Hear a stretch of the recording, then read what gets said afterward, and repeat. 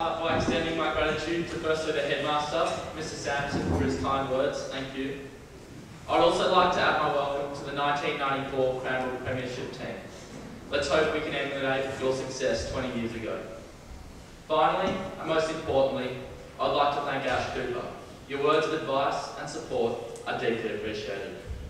To my teammates and friends, congratulations on your selection. Rugby has always been a passion of mine. Not because I particularly love intricate backline plays or complicated lineouts, but because of its nature as a proving ground. You are tested to your limits both physically and mentally, and so are those around you. This 15 versus 15 man full contact sport is the closest thing we have to trench warfare, and it is in these rare environments that people show their true character. You simply cannot hide. Joe Roth asked this question of us while on camp in Canberra. Is the man standing next to you willing to put his body on the line for you and you for them? It is for this reason that I enjoy rugby so much and why such strong friendships are formed on the footy field.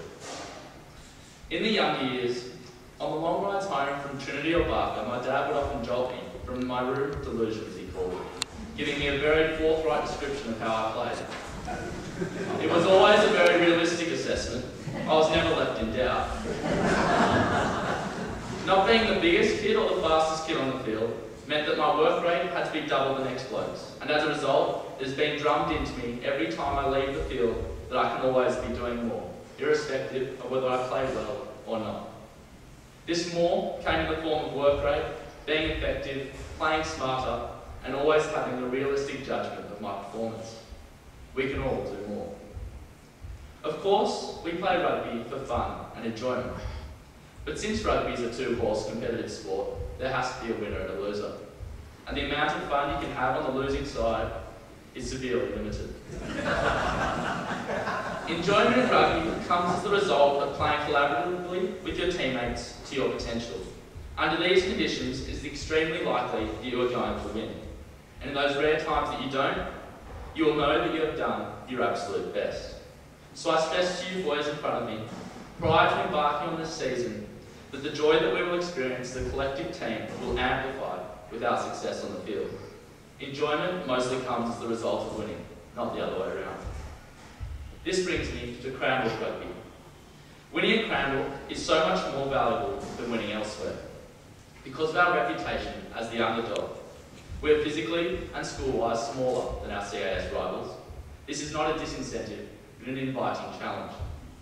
There are no easy games in CAS, and that's why we know every time we take the field, and every time we win, and every time we sing that beloved song, we know it has come as a result of hours upon hours of hard work and dedication. But above all, an unmatched hunger and spirit. Will Headley, captain of Cranbrook Rugby in 2009, made this very point in his end-of-season speech that has been sitting on my pinboard ever since.